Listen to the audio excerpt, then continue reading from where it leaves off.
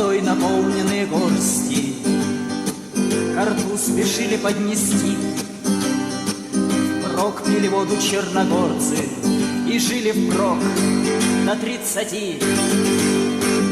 А умирать почетно было средь пуль и мановых клинков и уносить с собой в могилу двух-трех врагов, пока курок в ружье не стерся.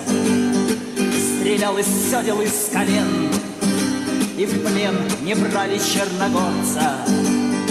Он просто не сдавался в плен, а им прожить хотелось доста, до жизни жадным век с лихвой, в краю, где гор и небо вдосталь, и море тоже с головой.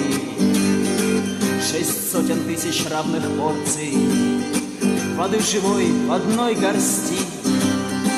Но проживали черногорцы свой долгий век до 30.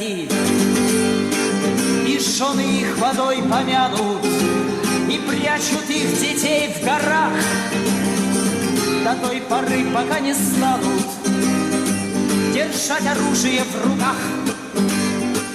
Беззвучно надевали траур, им заливали очаги и молча лили слезы в траву, чтоб не услышали враги.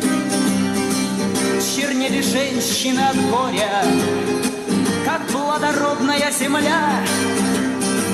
За ними вслед чернели горы, себя огнем испепеля. То было истинное мщение, бессмысленно себя не жгут. Людей и гор самосожжение, как несогласие и бунт. И 5 веков, как божьи кары, как мести сына за отца, пылали горные пожары и черногорские сердца. Цари менялись, царедворцы, но смерть в бою всегда в чести.